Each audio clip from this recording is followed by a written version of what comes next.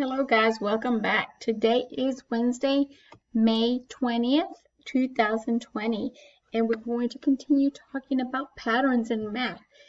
We are going to identify patterns at the zoo. So let's go ahead and read our job. I can identify patterns at the zoo.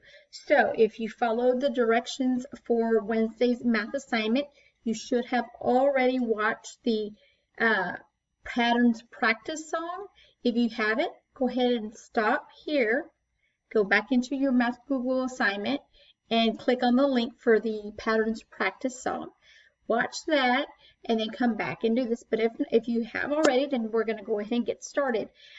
We have been watching our, we have a virtual field trip to the Australian Zoo this week, and so wanted to kind of keep the theme with the zoo. So I thought that was a perfect way to be able to also see how there's patterns everywhere. Last time we read a book about patterns in the jungle. We can also identify patterns at the zoo with different zoo animals, and as you can see here, I have some examples of some different animals: the chameleon, the zebra, the clownfish, the tiger, the giraffe, and these lemurs. We find patterns everywhere that we look.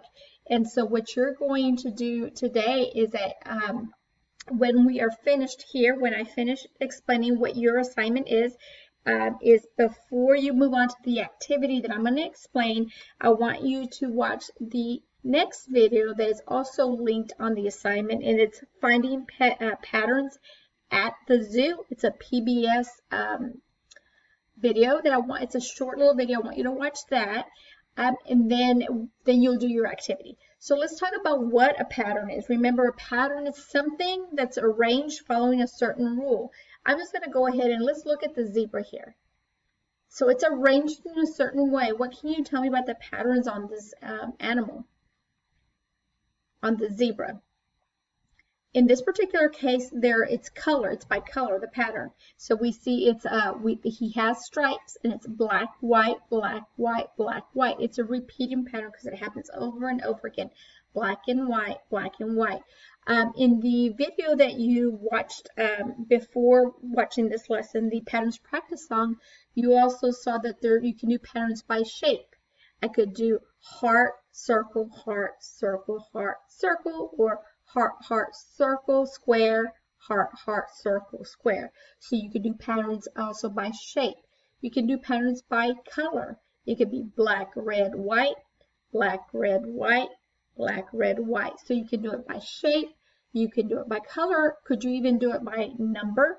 If you watch the video, and this is why I wanted you to watch that before you're watching this so that you know what I'm speaking of. If you remember in the patterns practice song, they also did numbers like 1, 1, 2, 1, 1, 2, 1, 1, 2, right? You can see the pattern that repeats. The 1, 1, 2 is the part of the pattern that repeats.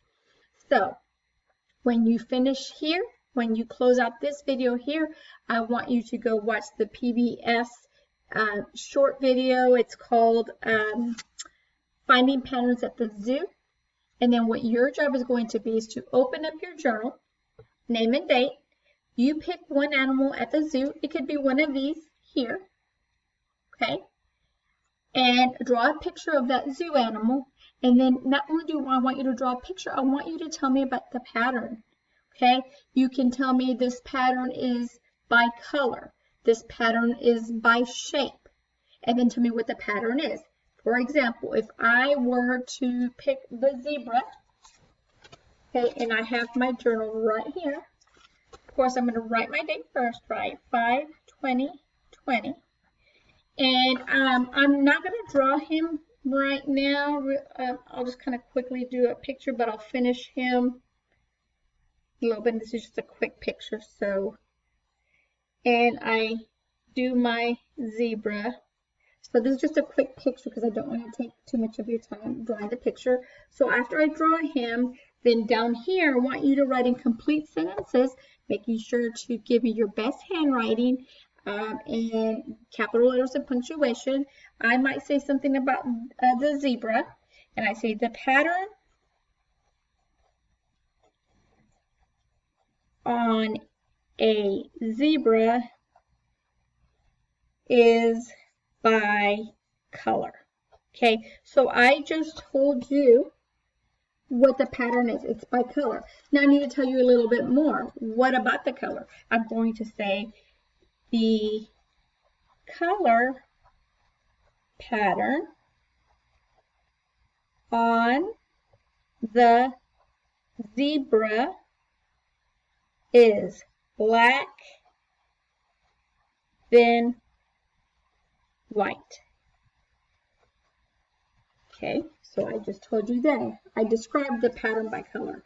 Then one more thing I'm going to just tell you is this is a repeating pattern. Do you see how I use complete sentences? I make sure to use capital letters and periods. And I use my best handwriting, okay? So I'm asking you to give me your best handwriting using complete sentences. Give me at least 3 sentences describing the pattern of the animal the zoo animal you chose to draw here. Now, so can you use the zebra that I did? No, I want you to choose a different animal, okay? Because I want your own words. And there's many different types of zoo animals. You can pick one of these here if you'd like, or you can go search up a different zoo animal that you'd like to tell me about.